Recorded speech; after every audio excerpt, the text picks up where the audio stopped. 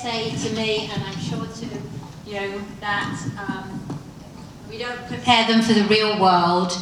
Our schools are the real world. That's what I say. But the other thing I have to say, I'm going to be a bit bolshy because I am the oldest one on the table. You are... Oh, she's got me by 2 years. Sorry. The youngest member told me I was, so, but I won't expose her. I want to say you're amazing. You've sat here and listened, and I've seen very few people asleep, in fact only a couple, not for long, and a few yawns, which is absolutely essential to get that oxygen in. And I think that you must be fidgeting and be feeling very, we've got to be polite to these people. Well, I'm fidgeting myself and I'm up here. So I think that a good thing would be, as has been suggested, that you do it again and you have the circles and have people and then post. I've been in those, and there's more interaction because there's lots of you here. And it's really wonderful that you've come, and I don't want you to, we're always taught, we don't expect adults to sit for that long, so don't expect children to sit for that. We've been told they can only adults can only focus in lectures for, 20 minutes or something. You all get an A for attention and not showing boredom and being extremely polite. And I'm sure that probably a more mixed audience wouldn't have been so polite, but I can't make those. That's a bit racist. Just as Susan said that, I thought of something. If you want ideas for how to do educational meetings in a really interesting way, open space technology has been very successful with large groups. And what you do is there's no agenda. You come in and anybody can take a large piece of chart paper and post a question or a meeting. And then people go off into the meetings they want to attend, and the group comes back. So you can either do a topic, a question you want answered, or several questions, and you post where you're going to have the meeting, and everybody goes to what interests them. And then a big part of open space technology is the law of 2 feet. If you're not enjoying what's happening in the meeting, use your 2 feet and go to the next meeting. Or go to the next meeting, so that people are really hearing and talking about what they want. So I think this is a perfect advertisement for our monthly events. But, so the good thing is we're thinking about how to make this a big circle. I mean, then we will occupy a lot of space, we will yell to each other. Right. But unfortunately, we don't have this many people usually. Actually, monthly events, usually we have 20 and sometimes 40, and we have times to go to 100 when we talk about Olympic math, right?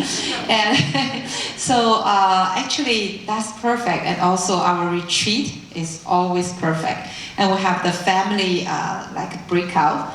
A lot of families sign up, and then we just tour from house to house. We cook together. It's very, very equal and yummy for a lot of events. So that's perfect for our monthly and our gatherers, family gatherers, right? But I do want to open to the last area that we have to address, which is high school life. I mean, real life is real life. Actually, I agree with you. The new school is more of real life because in my work, I wish there are still exams so I can really get ahead.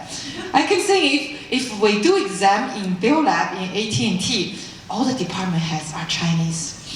Unfortunately, it's not real life. So I know, but to the kids, there is a real life, like there is exam.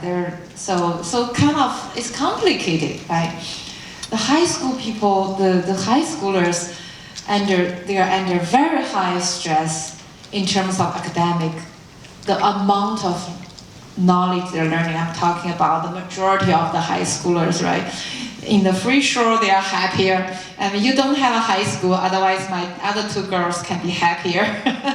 But a lot of work. I mean, they go to bed from like 10:30, 11:30, 12:30, 1:30, 2:30, and then wake up at 6.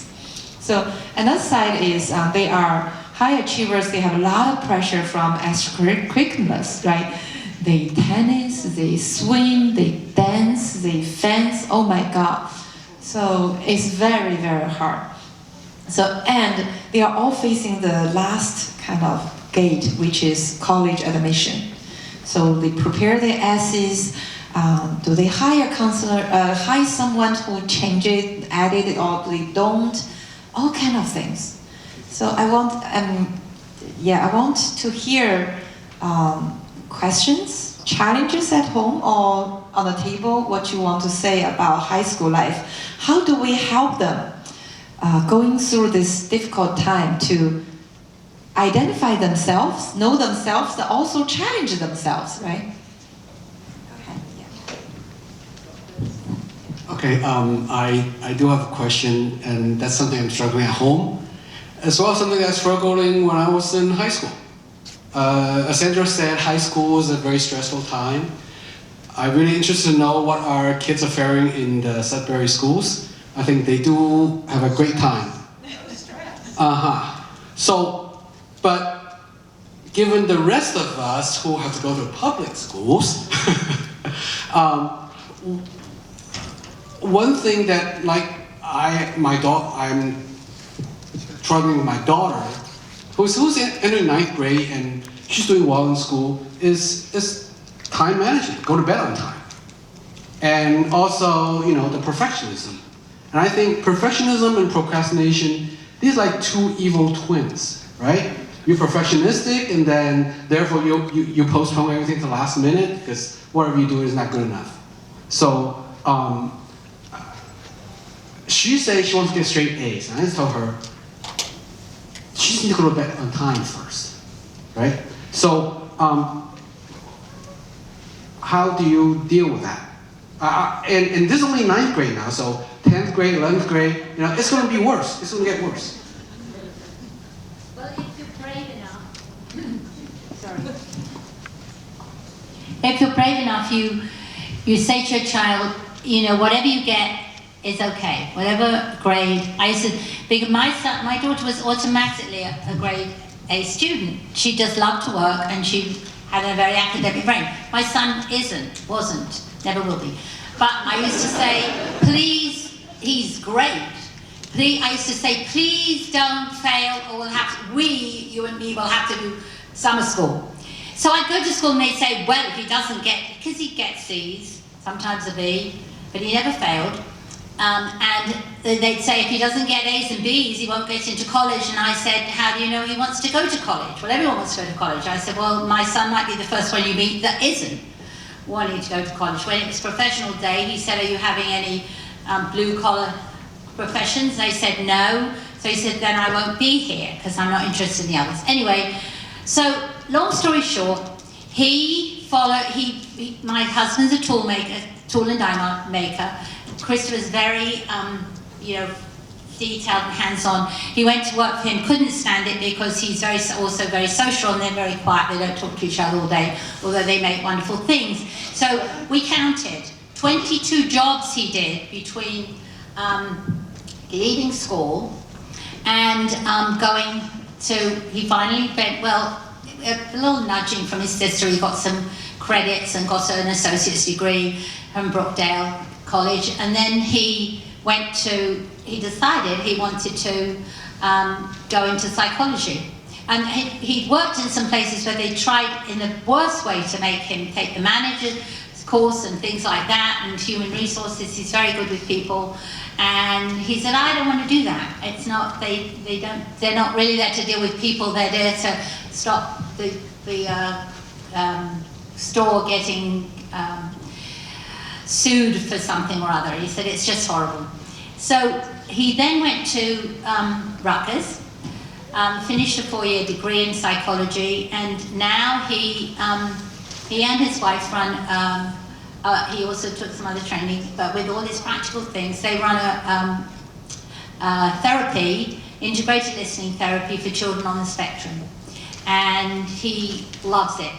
He does practical things. The kids, he knows, that they've trained in this particular therapy, and he's found his niche enough, but what he's learned from all the jobs he did is so much about human beings and you know, what makes people tick and how you get on with people and how people work, that it was worth all, you know, the college that could have been.